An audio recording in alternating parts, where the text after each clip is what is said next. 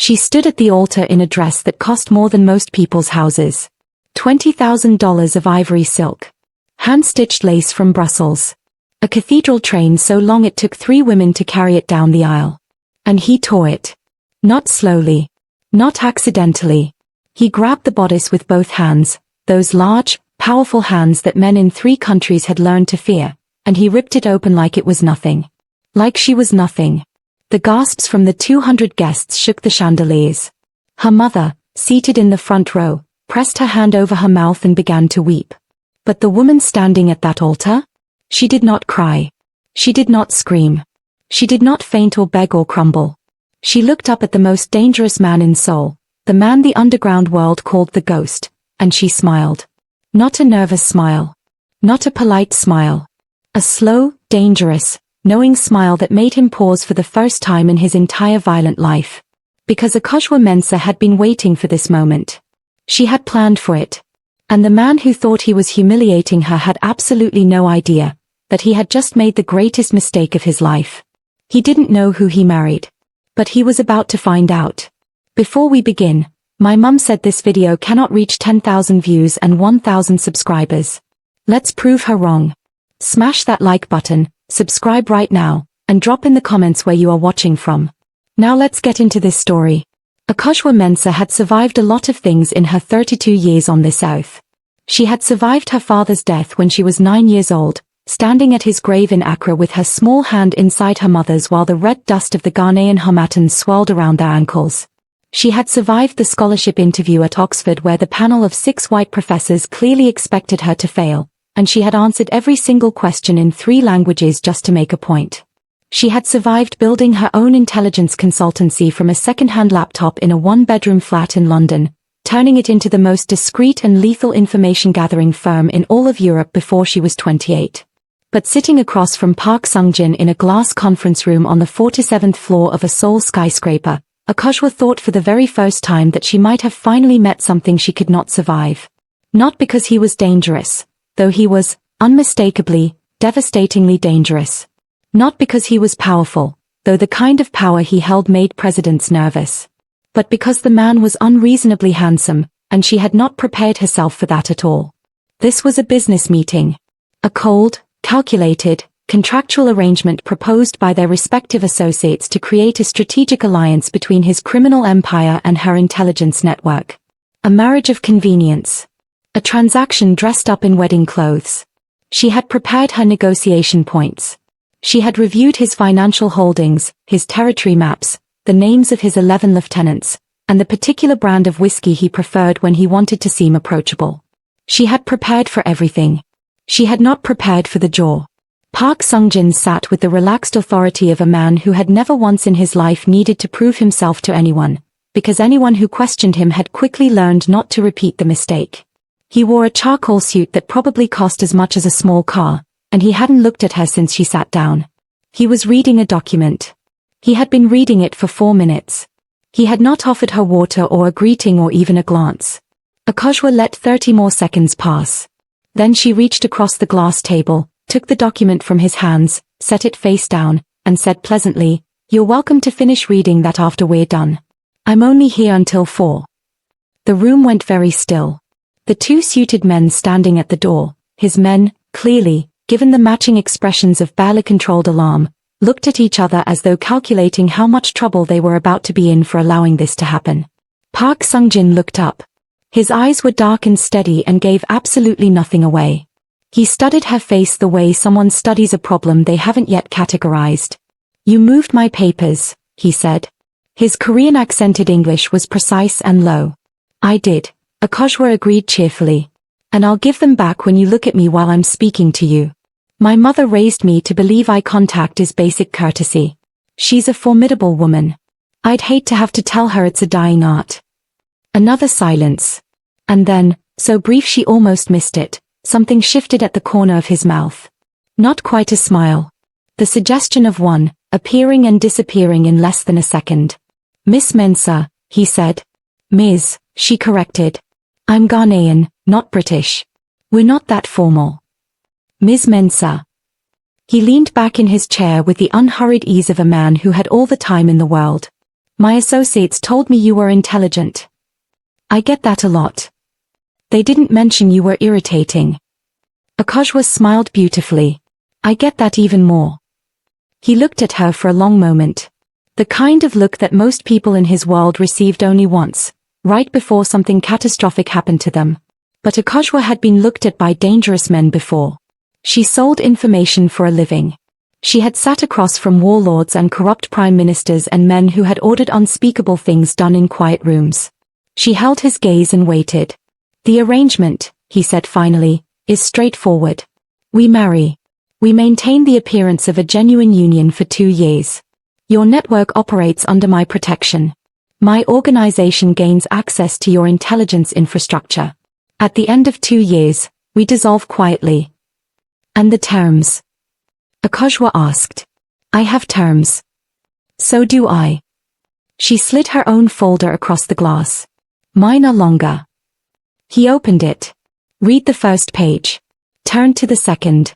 She watched his expression carefully. She had made it a professional habit to watch faces, and she caught the precise moment he reached clause 7, because his jaw tightened almost imperceptibly. You want full autonomy over your business operations, he said. I kept it simple. You want a separate residence within whatever property we share. I like my space. You want, he paused. Looked up. A dog. His name is already chosen, Akajwa said serenely. I'm calling him Biscuit. Park Sung-jin stared at her. She stared back. A dog, he repeated, as though the word had arrived from another planet. A golden retriever, specifically. They are loyal, they are cheerful, and they don't stare at people without saying hello. I find those qualities appealing in a companion. She held his gaze deliberately. Present company considered. He closed the folder. He was quiet for so long that one of the suited men near the door shifted his weight slightly, the way men do when they are not sure if they are about to be asked to do something unpleasant. Fine, Park Sung-jin said. Akajwa blinked. She had prepared 3 additional arguments. Fine, she repeated. The terms are acceptable. He stood, buttoning his jacket in one smooth motion, and extended his hand. We sign Monday. Akajwa rose, looked at his hand, then shook it firmly. His grip was warm. Steady. And it lasted exactly 1 second longer than a purely professional handshake required. She filed that away and said nothing. Walking to the elevator afterward, her assistant Kwame, a nervous 24-year-old from Tima who had followed her from London and was still not used to any of this, fell into step beside her and whispered urgently, You took his documents, Akajwa. I know. You took his documents. Do you know who that man is? I researched him extensively. He once made a man disappear for interrupting him at dinner. The elevator doors opened. Akajwa stepped inside. Then it's a good thing, she said pleasantly, as the doors slid closed, that I waited until after the documents. 6 weeks later, Akajwa stood in the bridal suite of a Seoul luxury hotel and tried very hard not to laugh at herself in the mirror. The dress was extraordinary. She had to be honest about that. Whoever Park Sung-jin's people had sent to handle the arrangements had exquisite taste. The gown was ivory silk with a sweetheart neckline, and the lace overlay was so delicate it looked like it had been breathed onto the fabric rather than sewn. It cinched at her waist perfectly, flared at her hips in a way that made her feel like she was walking into a film, and the cathedral train was, frankly, an architectural achievement. She looked stunning and she knew it.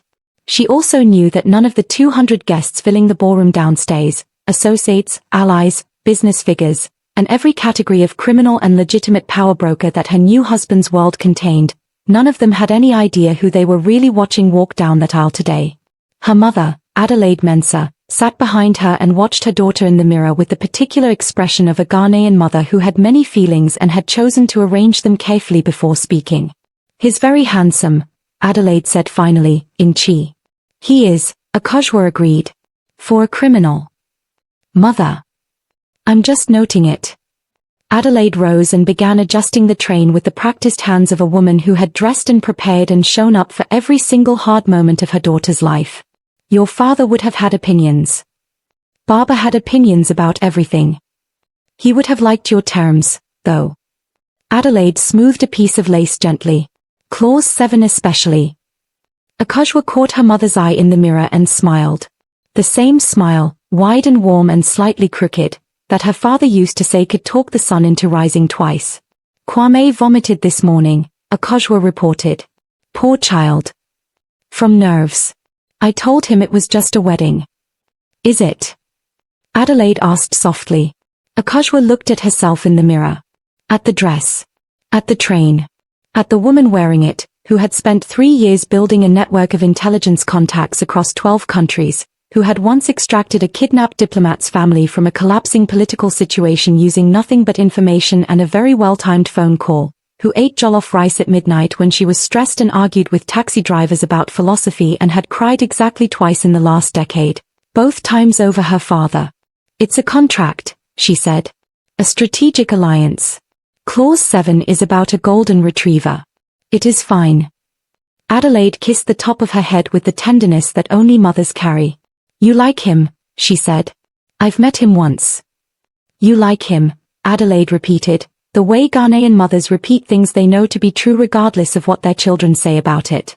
Then she stepped back, looked at her daughter from head to toe, and said, with tremendous satisfaction, he doesn't stand a chance.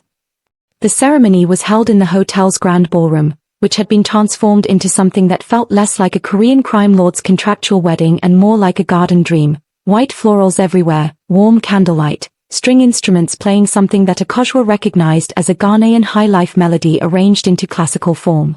She hadn't expected that. The detail surprised her. She filed it away. She walked herself down the aisle. There had been a brief, surprisingly mild disagreement about this during the planning. Park Sungjin's coordinator had assumed a male family member would escort her. Akashwa had explained, once, that she had walked herself through the Oxford entrance exam, through her first board meeting, and through every hard door life had placed in front of her, and she intended to walk herself down this aisle too. Her mother could sit in the front row and look magnificent, which Adelaide did with complete commitment. He was waiting at the altar. Sungjin. And whatever Akashwa had steeled herself to feel, nothing, professional calm, contractual neutrality, she felt it fracture just slightly when she saw him. He wore white. Which was unexpected. A perfectly cut white suit against his dark hair, and he stood very still with his hands clasped behind his back, and when she came down the aisle he watched her with those steady, unreadable dark eyes. She held his gaze. He didn't look away. The ceremony was brief and formal. The officiant spoke. They exchanged the required words.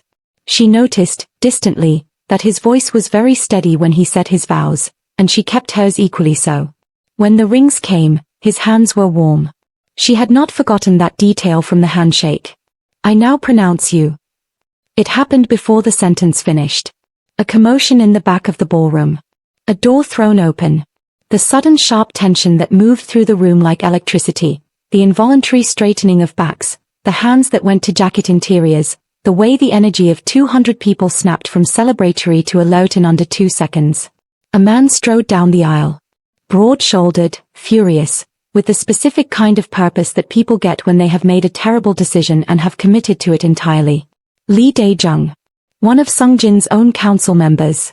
A name Akashwa knew. She knew all of their names, all of their histories, all of their pressure points, and a man who had apparently decided, today of all days, to make his opposition known. This wedding is a farce, Lee Dae-jung announced to the ballroom. She is a stranger. An outsider. We know nothing about who she is, where she comes from, what she wants from us. And you, he pointed at Sungjin, you bind our future to this woman on nothing but your own arrogance. The room held its breath. Sungjin had not moved. He turned slowly from the altar to face Lee Dae-jung with the unhurried calm of a man who found the interruption mildly interesting rather than threatening. And then he did something no one expected. He reached for Akashwa. Not protectively. Not possessively. He took her hand with a question in his eyes, a barely perceptible look that asked something she understood immediately, being a person who traded in the language of unspoken things, and she understood that he was, in his way, checking on her. She gave the smallest nod. He looked back at Lee Dae-jung. And then, still holding her hand, Park Sungjin smiled, and it was the kind of smile that had preceded several events no one in this room wanted to witness again. Are you finished? He asked mildly. Lee Dae-jung opened his mouth. Good, Sungjin said, before a word came out. He turned back to the officiant. Please continue. The ceremony concluded. They were married. And then, whether it was the residual tension in the room, or the fury still visible in Lee Dae-jung's face, or something that snapped in the man who had always controlled everything around him, Sungjin turned to his new wife. And his eyes dropped to the dress. And then his hands were on it. The rip was loud in the silence of the ballroom. The gasps hit like a wave. Adelaide Mensah covered her mouth. Kwame made a sound that was very small and very alarmed. Akosua felt the cool air on her back where the bodice had separated, felt the exposure, the shock of it, the theatrical cruelty of it, and she understood exactly what he was doing. He was reasserting control. He was sending a message to Lee Dae-jung and everyone else in that room. I am not constrained by sentiment. This is mine. Everything is mine. She was meant to feel small. She was meant to look humiliated. She looked up at him instead. And she smiled. His hands, still gripping the torn silk, went still. Was that satisfying? She asked quietly, so only he could hear, her voice perfectly pleasant and level. Because you're going to want to remember this moment, Sungjin. It's the last time you underestimate me. His eyes searched her face. She held his gaze for one long, deliberate moment. Then she reached up, smoothed the torn fabric over her shoulder with complete composure, turned to face the stunned ballroom, and said clearly and warmly, in Korean, flawless, unaccented Korean that she had never once let him know she spoke. Thank you all for celebrating with us today. Please, let's eat. The silence that followed was extraordinary. And Park Sungjin stood very still behind her, and for the first time in longer than he could remember, he had absolutely no idea what to do next. There is a particular silence that follows a catastrophic social event, thick and self-conscious, like the air after a thunderstorm, when everything is wet and exposed and nobody quite knows where to look. The ballroom found its voice slowly. The music resumed.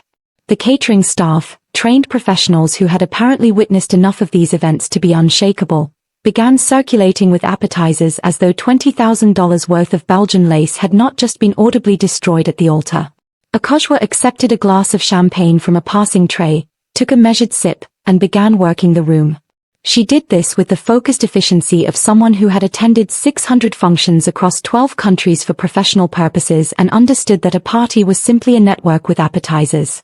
She moved from cluster to cluster, greeting people in Korean, which continued to detonate small controlled explosions of shock on every face she turned it on, asking precise, warm questions that made people feel simultaneously seen and slightly off balance, which was her preferred dynamic for a first impression. Kwame materialized at her elbow approximately 11 minutes in, pale and visibly amazed. You speak Korean, he whispered. I do. Since when? Since I decided to marry a Korean man, Kwame. Keep up. She smiled at an approaching couple and switched back to Korean. Annyeonghaseyo. From across the room, she could feel Sungjin watching her. She didn't look. She didn't need to.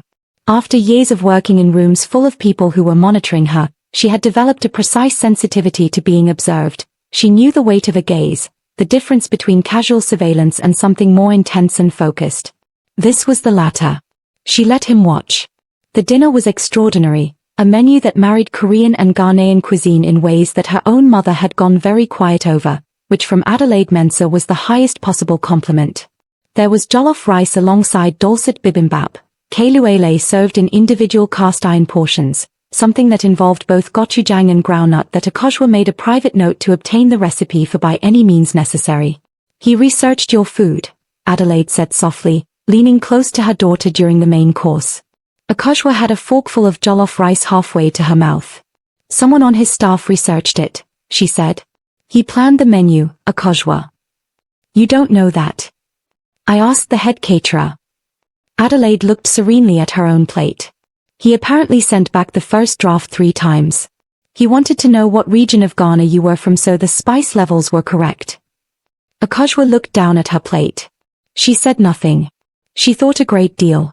He was at her side by 9 o'clock, materialized from wherever he'd been conducting the quiet, controlled business of managing the aftermath of a ballroom power move, which apparently for Park Sungjin meant a 10-minute private conversation with Lee Dae-jung that left that man looking as though he'd been restructured at a cellular level.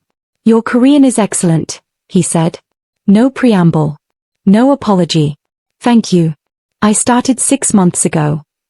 He turned to look at her. 6 months. I'm a fast learner. You were going to walk into this world speaking my language and you said nothing.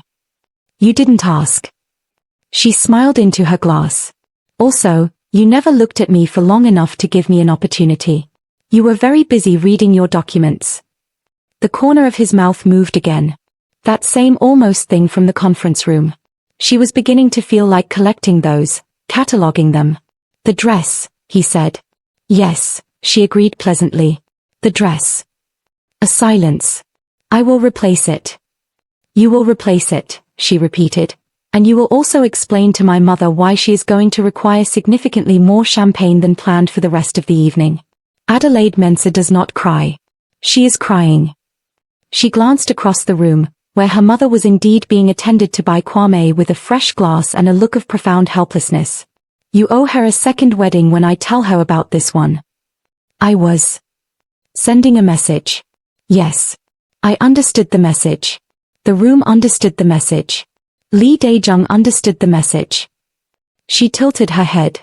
Did you understand mine? He was quiet for a moment. The Korean, he said. The Korean, she confirmed. He looked at her with those dark eyes that gave nothing away and she looked back with her warm ones that gave everything away on purpose, because she had learned long ago that people who thought they were reading you had no attention left for being read themselves. You're not afraid of me, he said. Should I be? Most people are. Most people haven't met my mother. His expression shifted, a real shift this time, visible and unguarded, and it lasted for 2 full seconds before he brought it back under control. But she saw it. She filed it directly next to the almost smiles and the menu details and the warmth of his hands. Park Sung-jin found her funny. This man, who had apparently made people disappear for interrupting his dinner, who ran an empire on fear and precision, who had just destroyed a designer gown in front of 200 people without blinking. He found her funny, and it was clearly inconvenient for him, and that was the most interesting thing that had happened to Akojwa Mensah in a very long time. They were shown to the penthouse suite at 11. It was vast and beautiful and had been prepared with the meticulous attention to detail that characterized everything in his world. Flowers, soft lighting, a bottle of a specific Ghanaian wine that she recognized from home and had not expected to find in Seoul. It also, as per clause 5 of her document, had 2 bedrooms.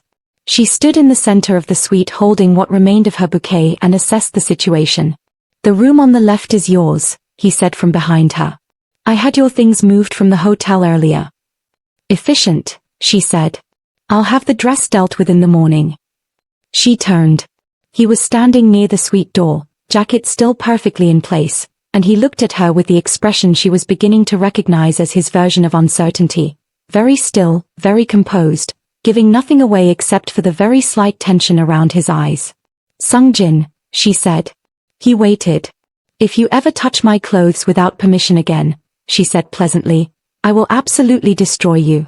And I mean that in the most professional and efficient way possible. I have the infrastructure for it. Are we clear? Another silence. We're clear, he said. Wonderful. She smiled, turned, and walked toward her bedroom. At the door, she paused. The menu was beautiful, by the way.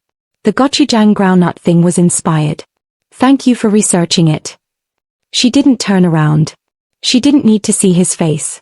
She heard the slight exhale, barely audible, barely anything, and she carried it into her room like a small found treasure, and she lay on top of the covers in what remained of her wedding dress, and she stared at the ceiling, and she felt, for the first time in 6 weeks of stealing herself, genuinely and completely alive. The golden retriever arrived on a Thursday. Akojwa had not told Sung-jin it was happening, she had arranged it herself, through her own channels, as was her right under clause 7, which she had printed out and placed in a drawer of her shade-not-shade desk in the penthouse's main office, accessible to nobody but symbolically important to her. She opened the door to the courier at 8 in the morning. The puppy was 12 weeks old, catastrophically fluffy, and had the expression of someone who had just discovered that the world was a place of infinite wonder and intended to investigate every corner of it immediately. Akojwa sat cross-legged on the floor, held him to her chest, buried her face in his fur, and experienced something she had not experienced in approximately 4 months, complete and uncomplicated joy. Biscuit, she said. He licked her chin with tremendous commitment. Yes. Exactly. She was still on the floor with him 20 minutes later. He was attempting to eat her shoelace with the focused intensity of someone who had identified a very important project, when she heard footsteps stop in the doorway. She looked up. Sungjin stood in the entrance to the living area in a grey training shirt, his hair still slightly damp from what was apparently an early workout, and he looked at the puppy on his very expensive floor with the expression of a man encountering a completely unanticipated variable. That is a dog, he said. His name is Biscuit. Akojwa held him up. Biscuit dangled magnificently, paws going in 4 different directions. Say hello. Sungjin looked at Biscuit. Biscuit looked at Sungjin. Then Biscuit made a small, confident, deeply sincere sound and stretched his paws toward Sungjin with the total fearlessness of a creature who had been alive for 12 weeks and had not yet learned what fear was. Something happened in Sungjin's face. It was very brief. It was very well controlled. But Akojwa was watching and she saw the exact moment the man who had restructured Lee Daejung at a cellular level was nearly undone by a 12-week-old golden retriever. He cannot be in my office, Sungjin said. Absolutely. Akojwa set Biscuit down. He immediately made for Sungjin's foot. He will respect your workspace. He should also not. Sungjin looked down. Biscuit had his trouser leg. His biting my. His greeting you. It's a compliment. His quite selective. She watched serenely. He bit Kwame immediately. That's also a compliment. Kwame cried. Sungjin crouched down.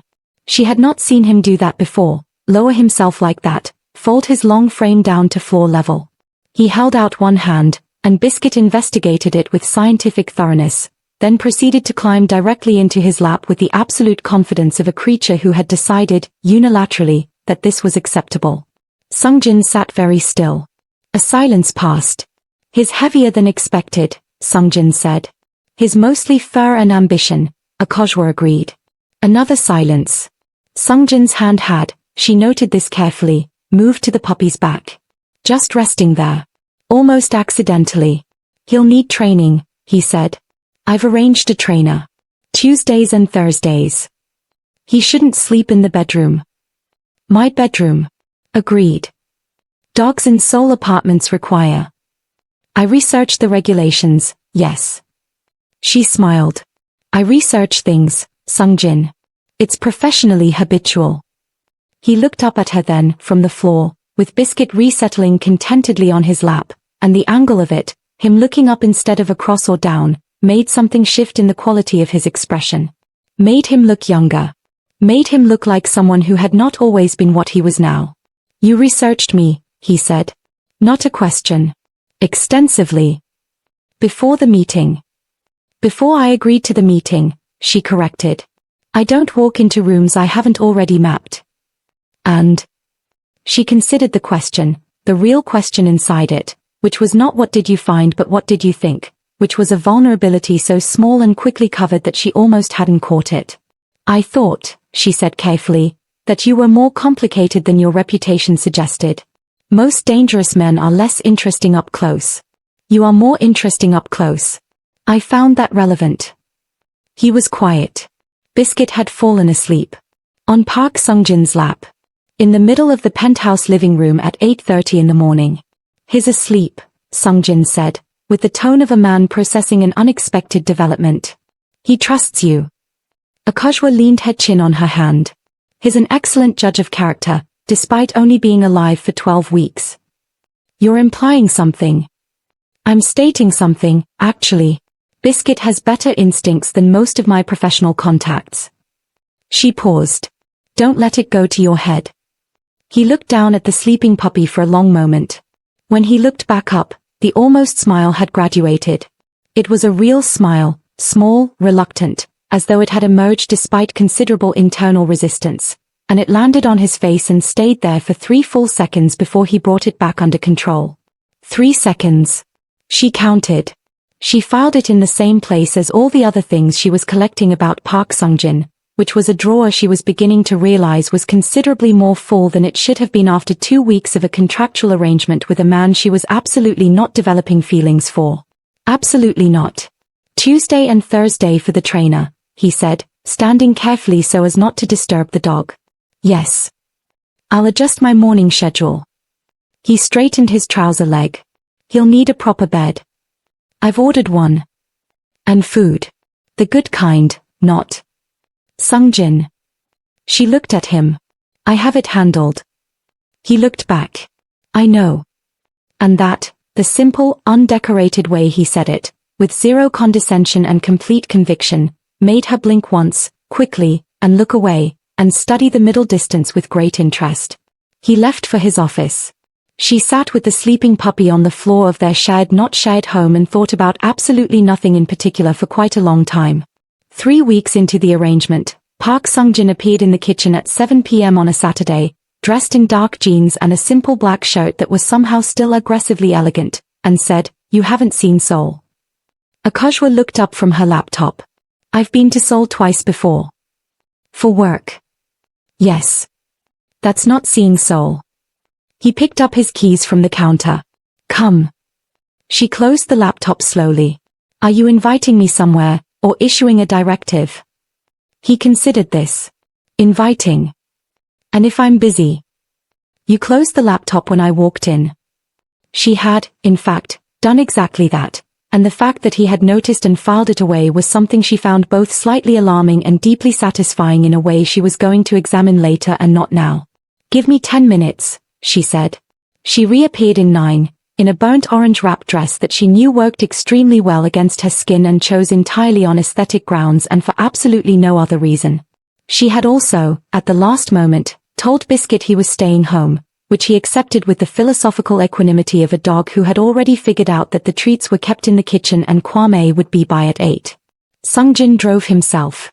This surprised her, she had assumed drivers. But he navigated the Seoul Saturday evening traffic with the relaxed competence of someone for whom control was less a status symbol and more just a baseline condition of existence. He took her to Gwangjang Market first. She understood immediately why. It was loud and bright and smelled of 100 things simultaneously. Bindetiok frying on flat griddles, the sharp fermented bite of kim kai in every direction, steam rising from vats of something that smelled like warmth and long cooking, and it was alive in the particular way that only markets are, with the accumulated energy of thousands of people choosing, tasting, bargaining, living. She felt immediately and completely at home. "This reminds me of Makola," she said, almost to herself. "The market in Accra," he said. "Yes. I thought it might." She turned to look at him. He was watching her face, not the market, her face, with the focused attention of someone who had arranged a specific thing and was now monitoring whether it had landed correctly. "You researched Ghanaian markets," she said. "You're in my city. You should feel," he paused, chose the word with care, "comfortable." She looked at him for a moment. "Sungjin," she said. "Yes. Are you trying to be thoughtful?" "I'm being practical." "You researched my home market and recreated the sensory experience. That's thoughtful. It's logical. You can be both." She smiled. "I won't tell anyone." He made a sound that was not quite a scoff and not quite a laugh and was entirely new. She didn't have a category for it yet, which delighted her. They ate standing at a stall, tteokbokki for him, which she tried and immediately wanted more of, bindetiok that she ate with the focused appreciation of someone who took food seriously as a spiritual matter. He watched her eat with the expression she was categorizing as quietly pleased, which she was not going to make a thing of. She made it a small thing. Just for herself. They walked through Insidong after, where the galleries spilled warm light onto the street and there were ceramics and textiles and things that smelled of paper and wood, and she found a small shop selling hand-dyed fabric that was not Kent but was talking to the same ancestral instinct, and she stood in front of it for a long time. "For your mother?" he asked. "For me." She ran her fingers along the weave. "I wrap myself in color when I need to think. My father called it armor." He was quiet beside her. "He died when I were 9, she said, not sure why she was saying it. She rarely said it. "He used to take me to markets. He said you could learn everything about a place by watching what people chose to buy." Sungjin said nothing for a moment. "My father said you learn everything about a person by watching what they protect," he said. She looked up at him. He was looking at the fabric. "What did he protect?" she asked. His territory. His name. A pause. Eventually, nothing.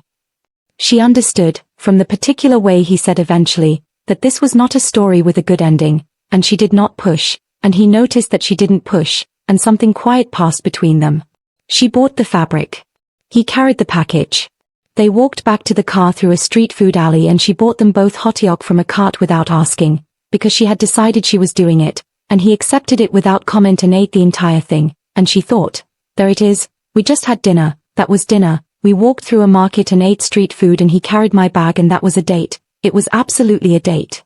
She also thought, I am not going to say that out loud. Thank you, she said when they reached the car. For this. He opened the passenger door, not performatively, just functionally, as though it were simply the logical sequence of events. You should see Buchan next, he said. The Hanok village. On a clear morning. I'd like that, she said. She got into the car. He walked around to the driver's side. She looked out at the glittering Seoul night and felt the warmth of the market and the fabric and the unexpected sweetness of the whole evening spreading through her chest like the last of very good tea. She also felt, with some clarity, that she was in significant trouble. She found him in the kitchen at 2 a.m.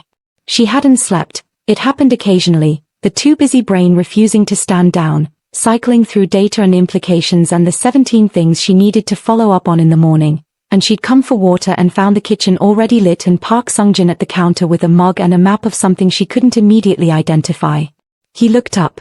She was wearing an oversized University of Ghana sweatshirt and her hair was wrapped in a silk scarf and she was carrying Biscuit, who had woken when she woke and followed her with the loyal indignation of a creature who felt strongly that sleep schedules should be synchronized. Sorry, she said automatically. Don't be. He moved his papers slightly. Water is in the same place it was yesterday. She got her water. Biscuit wriggled down and made for Sungjin immediately, which was his invariable pattern. He had accepted Biscuit's unconditional attachment with a resignation that fooled nobody, least of all Akojwa, who had now caught him feeding the dog from his own plate on 2 separate occasions and was collecting the evidence. She stood at the counter and looked at the map. Southeastern operation, she asked. He glanced up sharply. The grid pattern, she said. Distribution checkpoints. I've seen similar layouts before. A client, about 3 years ago, had a supply chain issue in the Ethiopian highlands. Different industry, same structural problem. She pulled the map toward her slightly, studied it. Your vulnerability is here, she pointed, and here. The second one is the non-obvious one. That's the one someone will find first if they're looking. Sungjin looked at her. That's my business, he said. It is, she agreed. But you're looking at it from a network management perspective. I look at things from an intelligence perspective. They are different lines of sight. She pushed the map back. It's a free observation. Do with it what you like. A silence. Longer than usual. The second point, he said. Walk me through it. She sat down on the bar stool across from him. She talked him through it, cleanly, precisely, using the same language she used with her actual clients, because she had stopped performing professional deference to people who didn't deserve it around age 24 and wasn't about to restart. He listened without interrupting, which she appreciated. Many powerful men interrupted because they couldn't separate listening from losing, but he simply processed, occasionally asking a question that was exactly the right question. By 3 a.m. the map had notes in 2 different handwritings and Biscuit was asleep under the counter on Sungjin's foot again and the rain had started. A soft Seoul April rain that hit the penthouse windows and made the city blur into watercolor outside. You're good at this, he said. I know. I don't say things like that for no reason. I know that too. She looked at the map. I'm good at what I do because I loved it long before I made money from it. My father was a diplomat. Information was the currency of our house. I grew up reading rooms. She paused. Also I have an exceptional memory and a pathological hatred of losing. These are also useful. Your mother is the same. She looked up. You spoke to my mother. At the wedding. She told me 3 things about you within 4 minutes. Akojwa closed her eyes briefly. What did she tell you? That you eat jollof rice when you're stressed. His voice was entirely neutral. That you've been in love exactly once and it ended because the man was intimidated by you and you were too proud to pretend to be smaller. And that you still call her every Sunday morning from wherever you are in the world without fail. The rain fell. Akojwa opened her eyes. She told you the important things, she said. She was testing me, he said. She wanted to see if I'd find them significant or use them as leverage. He looked at the rain-blurred window. Significant is more interesting. She looked at his profile, the strong line of his jaw, the slightly tired quality around his eyes that showed up after midnight, the absolute stillness he carried even at rest, and she thought about what her file on Park Sungjin had contained and what it had not. It had contained his criminal enterprises, his strategic alliances, his territory boundaries, the names of his dead. It had not contained this version of him, the 2 a.m. version, in a grey shirt, with a puppy on his foot and someone else's handwriting on his map, asking the follow-up question that required actually listening first. The man, he said. The one who was intimidated. Ancient history. Was he in your world? Adjacent. Finance. She smiled. He was handsome and charming and very insecure, which is a particularly exhausting combination. I was patient with it longer than I should have been. Why? She considered. Because I was 26 and I believed that love required accommodation. I've revised that position. To what? She looked at him directly. That love, if it's the right kind, requires no shrinking at all. From either person. Sungjin held her gaze. Outside, the rain intensified. Akojwa, he said. It was the first time he had used her name without her title. She heard it land and registered it and catalogued it and also felt it in her chest like a struck chord and was not prepared to examine that last part yet. Yes, she said. I need to tell you something about the alliance. He turned the map over, set it aside, and looked at her steadily. Lee Dae-jung is not simply an internal problem. He's been communicating with someone outside. Someone who has an interest in ensuring this marriage fails and your network becomes accessible without the protection I provide. She was still. How long have you known? She asked. 3 weeks. Since before the wedding. Yes. She processed this. Arranged it. Looked at the shape of it. You married me anyway, she said. Knowing someone was targeting the arrangement. I married you knowing someone was targeting you, he said quietly. That's different. The rain on the windows. Biscuits breathing under the counter. The 2 handwritings on the map, face down on the counter between them. I see, Akojwa said. She said it very carefully, in the voice she used when she was containing a great number of things at once. I'll need full details, she said. Names, communication channels, timeline. Tomorrow morning. 7 a.m., he said. I'll have it ready. Good. She slid off the bar stool. Collected Biscuit, who surfaced from sleep with the boneless cooperation of a dog who trusted the arms holding him completely. Stood. Sungjin. He looked up.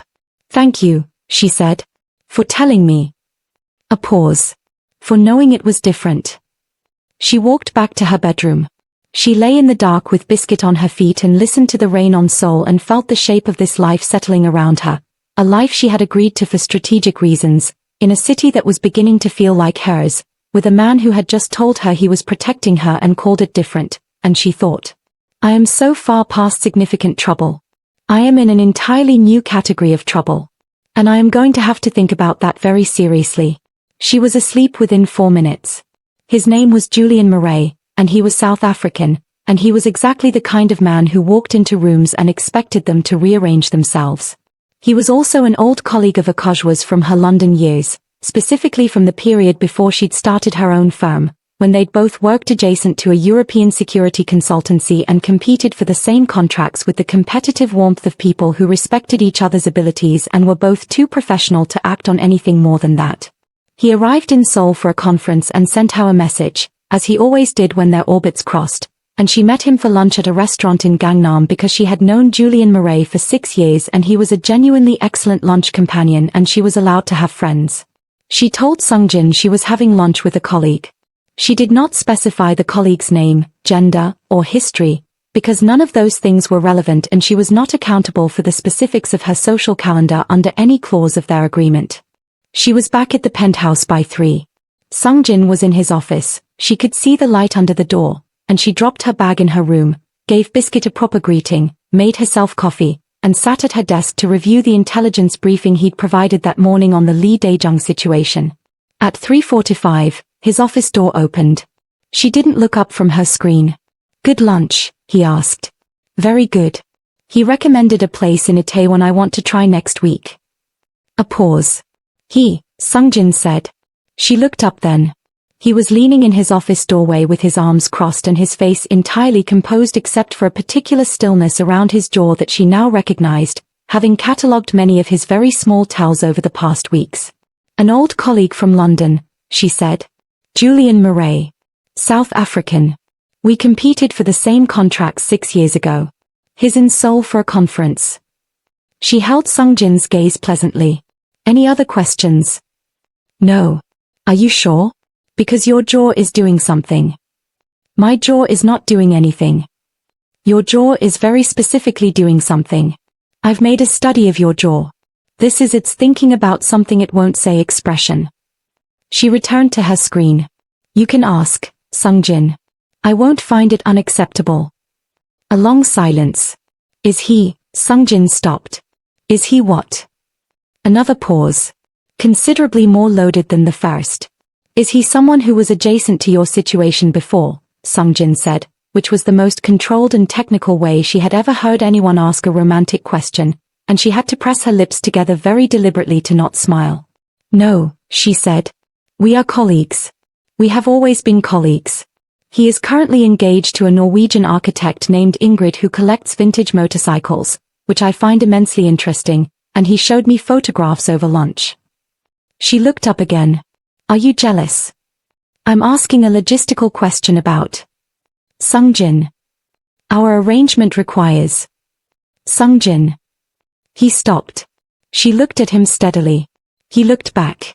The jaw situation resolved itself as he apparently made a decision about what to do with the contents of this conversation. "I don't do well with ambiguity," he said finally. "In any context." "I know," she said. "I've noticed." She softened slightly, the way she only softened when something felt important enough to require it. "I am not ambiguous about Julian. He is my colleague and my friend. I am very clear about what things are and what they aren't." A pause. "I am also very clear about what a 12-week arrangement is, and I do not complicate arrangements I've agreed to." He was very still. "Even when they complicate themselves?" he asked. The question landed quietly and stayed there. She held it. "That's a philosophical question," she said. "Yes. For a Tuesday," she said. "Is it too much for a Tuesday?" She looked at him, this man, standing in a doorway with his arms crossed and his jaw betraying things he'd spent a lifetime learning to conceal, asking her a question that wasn't about Julian Murray at all, and she thought about 2 a.m. and rain and handwriting on maps and a golden retriever on a crime lord's lap and the way he said her name. "No," she said quietly. "It's not too much for a Tuesday." The stillness between them shifted slightly. Like a room where someone has just opened a window. "There's a gallery in Hongdae," he said. "Saturday. A Ghanaian artist. His work arrived 3 weeks ago." She stared. "You have been tracking Ghanaian art exhibitions in Seoul." "Someone has to," he said, in a tone of complete deadpan, and turned and went back into his office. She sat for a full 30 seconds after his door closed. Then she turned back to her screen, pulled up the intelligence briefing, and was extremely productive for the rest of the afternoon. Except for the smiling. That she could not entirely control. The artist's name was Kofi Asante, and he was from Kumasi, and his work made Akojwa stand in front of a 6-foot canvas and forget for approximately 4 minutes that she was a professional intelligence consultant in the middle of a contractual marriage to a Korean crime lord. The painting was a woman at a market.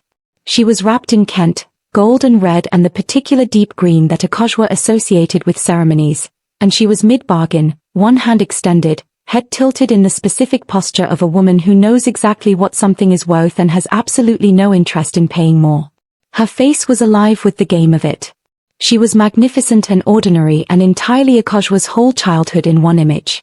She didn't realize she was crying until Sungjin appeared beside her with a small packet of tissues. She stared at the tissues. "You came prepared," she said. "I find it useful to anticipate." He looked at the painting. "She looks like someone you know."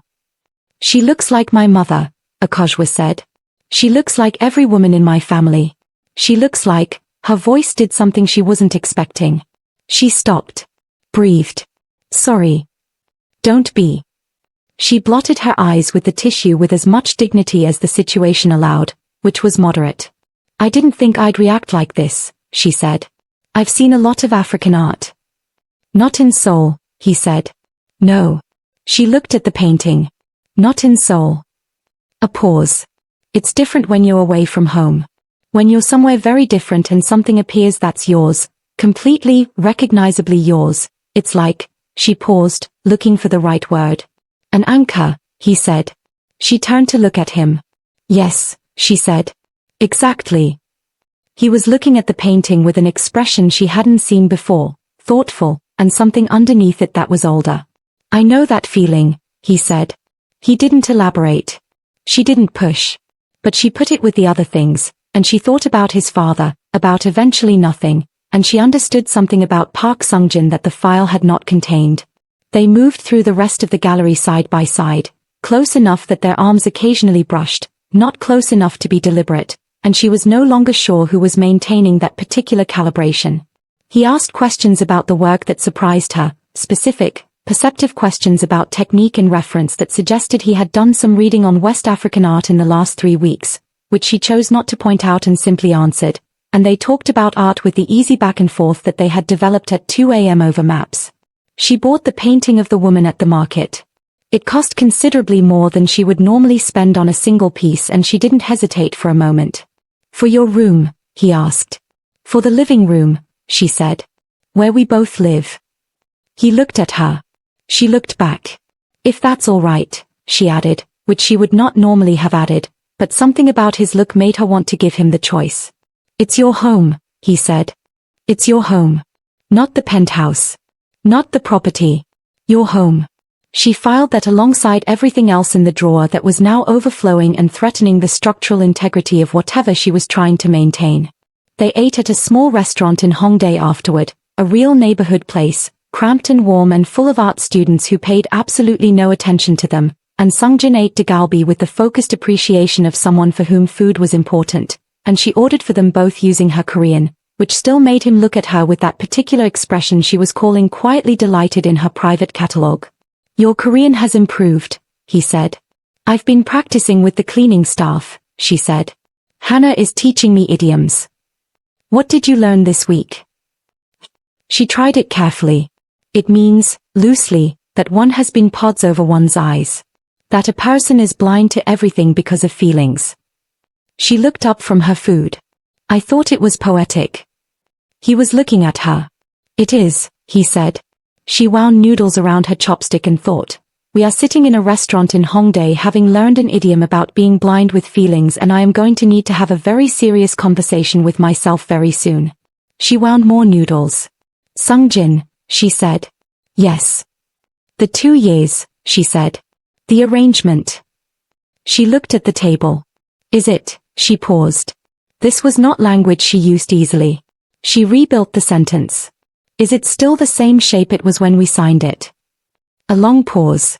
"No," he said. Quiet and direct. "It isn't." She looked up. His eyes were steady, giving something away deliberately, which from him was the most significant possible form of vulnerability.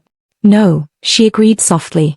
Outside the restaurant, the Seoul evening was warm and the streets of Hongdae were full of people and color, someone playing guitar 3 doors down, and they walked out into it side by side, and his hand found hers, and she let it, and they walked through the warm city like people who had no file on each other and no clause that determined what they were and nothing to be careful about. She thought, "I am keeping this. All of it. Whatever it costs." She held his hand tighter. He held hers back without looking at her, the way you do when you don't want to make something self-conscious by acknowledging it, when you just want it to continue. It continued. The envelope was delivered to her office on a Monday morning. Not the penthouse office, her separate office, 3 blocks away in a glass tower, the one that only her own people had the address to. It had no return address. Her name was written in Korean. She opened it. The photograph inside showed her, at Gwangjang Market, standing in front of the fabric shop. Taken from distance. And there was a single line of text, printed in English beneath it. We know she's not who he thinks she is. So do you. Walk away, or we'll tell him everything. Akojwa sat very still at her desk. Kwame, who had been in the middle of updating the contact database, looked up, read her expression, and closed his laptop. How bad? He asked. Manageable, she said. That face is not a manageable face. Kwame. She looked at him. Pull everything we have on Lee Dae-jung's external contacts. I need a map of his communication chain for the last 6 months, every burner number, every meeting location, every financial transfer tangentially connected. You want to find the source. I want to find who put him up to this and why now. She set the photograph down. They said he doesn't know who he married. They mean it as a threat. She paused. Which means they have information about me that I didn't disclose in the arrangement. Kwame was very quiet. Akojwa, he said carefully. Yes. The thing we didn't put in the arrangement. I know. If he finds out from them instead of from you. I know. She stood. Picked up her jacket. Which is why he's going to find out from me. Today. She looked at Kwame. I need the map by tonight. And tell our Nairobi contact to go dark until I say otherwise. She drove back to the penthouse. Sungjin was in his office. He'd been on calls all morning, a restructuring of something in the south, the kind of day he emerged from looking tired in the particular way that power is exhausting. But he looked up when she walked in and she didn't knock, and something in her expression made him end the call immediately and stand. What happened? He asked. She set the envelope on his desk. He looked at the photograph. Read the line. Set it down. His face did very little. But she knew his face now. They think you don't know who I am, she said. Tell me who you are, he said. She looked at him across the desk, across the maps and the files and the shied handwriting and 3 weeks of 2 a.m. kitchen light and a puppy and a gallery and a market and held hands in a Hongdae street, and she told him. All of it. The part she hadn't put in the arrangement because it hadn't seemed relevant and then it had seemed too complicated and then too late. The full architecture of what she was. Not the intelligence firm, he knew that. The other part. The part that explained why certain governments had tried to find her and couldn't. Why certain men had looked at her across very dangerous rooms and made space, because they knew what she represented. Akojwa Mensah was not simply an intelligence consultant. She was the inheritor and silent operational head of the Mensah network, a 60-year-old information infrastructure built by her grandfather, expanded by her father, and now, in her hands, the most extensive covert intelligence operation run by a private citizen on the continent of Africa. She didn't just gather information. She moved it. Withheld it. Deployed it. She had changed the outcome of 3 elections, 2 peace negotiations, and 1 judicial process, without a single fingerprint. She told him all of it. When she finished, the office was very quiet. Sungjin stood with his hands flat on the desk and looked at her for a long time. She waited. She had learned to wait. It was the hardest thing she had learned and she was still not entirely good at it. But she waited, because some things required it. The second vulnerability point on the map, he said. You saw it in 4 seconds. Yes. You didn't learn that from client work. No. You've been doing this since my father died and my grandfather told me it was my turn. She held his gaze. I was 19. He looked at her. She looked back. They think this breaks the arrangement, she said. They think you'll feel deceived. Do you think I'll feel deceived? He asked. She considered the honest answer. I think, she said carefully, that you will feel things about the omission. I think that's fair. I should have told you before the wedding. I chose not to, because this is what I protect above everything, and I didn't yet know if you were, she paused. Safe, he said quietly. Not offended. Just naming it. Yes. He straightened. Picked up the photograph. Looked at it for a moment. 60 years, he said.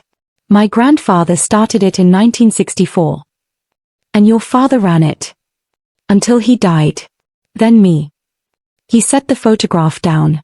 And then Park Sung-jin did something that Akojwa had not modeled for, had not prepared for, had not included in any of her extensive mental mapping of this moment. He came around the desk. He stood in front of her. He was close, closer than their arrangement usually placed them outside of the gallery and the night market, and he looked at her with those dark, steady eyes that she now knew could hold grief and amusement and fierce protectiveness all at once. And he said, "Good." She stared. "Good," she repeated. "They built this network to threaten you with, and they've put it in front of me expecting it to be a weapon." His voice was very quiet and very flat and entirely certain. "They miscalculated. Sung-jin. You should have told me." He said it directly, without anger, just as a fact, the way he stated facts. "I understand why you didn't. But going forward, from this point, you tell me." He paused. "And I tell you. The same." She looked at him. "The same," she said. "There are things I haven't told you either," he said. "About why this alliance was proposed. About my family.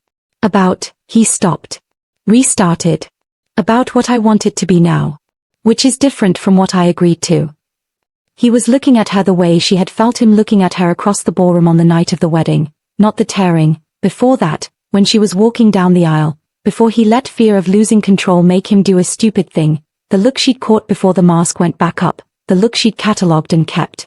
Like she was the most interesting problem he had ever encountered. Like interesting was the wrong word. Like he was done pretending interesting was the right word. "Sung-jin," she said, and her voice came out softer than she intended, which was new and interesting and terrifying. "I know who you are," he said. "I know who you are now. And it changes none of what the last 6 weeks have been." She took a breath. She was going to say something sensible. Something balanced and intelligent that preserved the architecture of the arrangement while acknowledging that the arrangement had clearly become something they'd need to renegotiate. He kissed her. Not urgently. Not like the first move in something. Like a decision that had been made, considered, and committed to, warm and steady and entirely certain, his hands at her face with the same careful deliberateness he brought to everything that mattered to him. She kissed him back. And she felt the shape of every collected thing, every almost smile, every 2 a.m., every carried bag and held hand and late-night map, collapse and reform into something she didn't have a folder for, something that fit nowhere in her extensive organizational system, something that was just his and hers and entirely new. When they separated, his forehead rested against hers. "We have a problem," she said, slightly breathless. "Lee Dae-jung," he said. "Lee Dae-jung," she agreed. "And whoever is behind him. And what they know and who they've told and how much time we have before." "I know." His hands were still at her face. He didn't move back. "Tomorrow." Sung-jin. "Tomorrow, Akojwa."